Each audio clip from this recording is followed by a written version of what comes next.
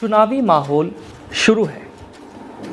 उत्तर प्रदेश के अंदर जिला पंचायत के चुनाव सर पर हैं और प्रत्याशी लगातार जनता के बीच पहुंच रहे हैं क्योंकि उन्हें चाहिए सत्ता और सत्ता हासिल करने के लिए झूठे वादे भी होंगे, बहलाया फुसलाया भी जाएगा, पैसा भी बांटा जाता है। मतलब कहने की बात यह है कि जनता को लूटने का काम किया जाता है। अब जनता से झूठे वादे भी किए जाएंगे, लेकिन 5 साल में कितने वादे पूरे होते हैं ये जनता खुद बता देती है और क्षेत्र में विकास होता है वो खुद बयां कर देता है। लेकिन कुछ समाजसेवी ऐसे भी हैं जिन्हें जनता का दर्द अपना लगता है और इस दर्द को समझकर वो जनता के बीच पहुंचते हैं। प्रत्याशियों से भी कहते हैं, जो प्रतिनिधि होते हैं उनसे भी कहते हैं, लेकिन वो कहीं ना कहीं गोलमोल कर जाते हैं।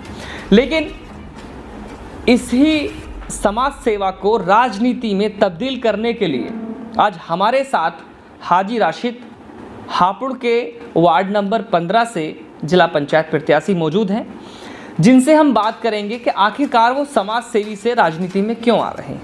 जी, आपसे यही जानेंगे जी कि आप समाज सेवी हैं, समाज सेवी से राजनीति की तरफ क्यों जा रहे हैं।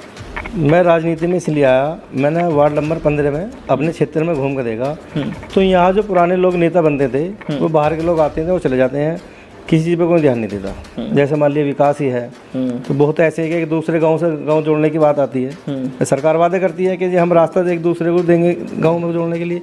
अभी किसी गाँव में ऐसा नहीं है जो रास्ते एक दूसरे गाँव से जोड़े गए हों। जी, दूसरी, हमारे ऐसी समाज के लोग बहुत ज़्यादा हैं, गरीब तबके के लोग हैं, वो लोग पढ़ लिख लेते हैं सब कुछ, लेकिन उनके पास में कोई ऐसा मुद्दा नहीं है जो वो लोग नौकरी कर लें। लेकिन आपके पास क्या मुद्दा है? हमारे पास ये मुद्दा है कि हम जो लड़के अपने क्षेत्र में पढ़े लिखे लोग हैं उन्हें नौकरी दिलाने का काम करेंगे और अपने क्षेत्र में। अच्छा, नौकरी दिलाना बहुत आसान हो जाता है, कहना आसान हो जाता है, लेकिन अगर आपसे बात करें तो आप नौकरी किस तरह दिला पाएंगे? क्या ऐसा क्या है आपके पास? मेरे पास ऐसा है, देखो मैं खुद बिजनेसमैन आदमी हूँ और हमारे क्षेत्र में जो उद्योग लोग हैं यहाँ फैक्ट्री बिजनेस आएंगी तो उन लोगों से हम संपर्क करेंगे और हमारे अपने जो क्षेत्र के लोग हैं वो हमसे संपर्क करेंगे, हम उनके नौकरी दिलाएंगे उन्हें। अच्छा, ये मैं आपसे जानना चाहता हूँ कि कोई भी व्यक्ति है उसको नौकरी मिलेगी या उससे उन्हें भी कुछ करना पड़ेगा ये नौकरी हासिल करने के लिए? नहीं, पढ़ना तो पड़ेगा। तो पढ़ने के लिए कॉलेज स्कूल है आपके क्षेत्र में? हमारे यहाँ कॉलेज कोई ऐसा कॉलेज नहीं है क्षेत्र में जो होना चाहिए। तो लड़कियाँ हमारी बहन है, बेटी हैं, वो यहाँ से करीब 10-15 किलोमीटर के आसपास में कोई कॉलेज नहीं है हमारे यहाँ। तो क्या लाना चाहते हैं अपने क्षेत्र में जिससे कि हम अपने क्षेत्र में कॉलेज लाना चाहते हैं, इंटर कॉलेज कम से कम होना चाहिए। अच्छा, एक सवाल मैं आपसे कर लेता हूँ जी, कि जैसे हम बात करें आपसे कि लगभग प्रत्याशियों के पास हम पहुँचते हैं हाँ जी, और वो बहुत सारे वादे भी करते हैं, लेकिन जब हम उनसे पूछते हैं, प्रतिनिधि की बात कर रहे हैं हम, तो उनसे जब पूछते हैं कि क्या विकास कराया आपने, तो वो सीधा दिखाते हैं कि ये रास्ता बनवाया था, ये नाली खरंजा बनवाया था, ये पुल बनवा दिया, ये कर दिया, वो कर दिया। क्या नाली खरंजे बना देना ही विकास है? नहीं, मेरे उसमें तो विचार में है नहीं। नाली खरंजे तो एक बार बन आपके विचार में क्या है? नहीं, एक बार बन के 5 साल काम चल सकता है हमारा। जी बिल्कुल। जो गरीब लोग हैं जिनके रोजगार नहीं है, काम मिलना नहीं है, उन्हें बहुत ज़रूरी है। तो फिर आपका विचार क्या है? तो क्या विकास है? विकास यही है कि कॉलेज हो, बच्चे पढ़ें। हमारे यहाँ फिरोज आलम है, पढ़ने के बाद में उन्होंने हमारे गांव का नाम रोशन करा है। तो इसी तरीके से लोग पढ़ें, पढ़ने के बाद में कॉलेज होना चाहिए, उसके बाद में फैक्ट्री वगैरह जो आएंगी तो उनमें लोगों को नौकरी दिलाने का काम करेंगे।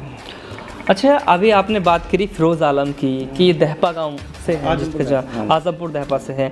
आज वो दिल्ली में ACP के पोस्ट पर चले गए हैं। तो उन्होंने कितनी मेहनत की और ये बात सुनने में आ रहा है कि उन्होंने जो है एक मुहिम चलाई है कि जितने भी गांव हैं, अपने गांव के नहीं, कि सभी गांवों में जो है लाइब्रेरी हो, जहां बच्चे जो हैं किताबें पढ़ सकें, वहां पे आसानी से जो हैं जो किताबें उनको ज़रूरत है उनको मिल सके। वो कैसा कदम उठाया और आपने भी क्या कोई उनकी हेल्प की है इस तरह से? हाँ, मैंने उन लोगों की हेल्प करी है और उन्होंने हमारे गाँव में भी करीब 300-325 को जगह दी है, उनकी फैमिली की हैं। तो हमारे सब गाँवों ने सहयोग करा है और उन्होंने यहाँ एक ऐसा माहौल बना रखा फिरोज भाई ने कि आसपास के गाँवों में भी है, सिकाड़े में, मैं खुद गया हूँ, फर्नीचर का इंतजाम करा है। कमालपुर में है, डोहरी में है, हमारे यहाँ आसपास गाँव में सभी में मॉल बना हुआ है। अच्छा। और सब बच्चे मेहनत कर रहे हैं पढ़ने में। अच्छा, जो आपके 19 गांव हैं, क्योंकि गांव भी इतने सारे हैं, आपका क्षेत्र इतना बड़ा है, तो वहाँ का समर्थन कैसे मिल रहा है आपको, और उनकी जो तैयारी है इन सभी गांवों की कैसे कर पाएंगे? दिन भी बहुत कम है, ये इससे पहले से लगे हुए हो आप? मैं समाज सेवी हूँ, पहले से लोग मुझे जानते हैं। पूरे क्षेत्र में आते जाता हूँ और मैं ईंट भट्टे का बिजनेस करता हूँ। अच्छा। तो लोगों के सबसे पहले तो यानी कि आप तो पहले से ही घर बनवाते आ रहे हैं? पहले लोगों के मकान बनवाता आ रहा हूँ। तो सेवा काम तो मेरा है। अच्छा। अब मैंने इसीलिए राजनीति में कदम उठाया कि भाई जो कुछ सेवा ऐसी है कि बगैर राजनीति के नहीं हो पाती, तो इसलिए मैंने कदम उठाया।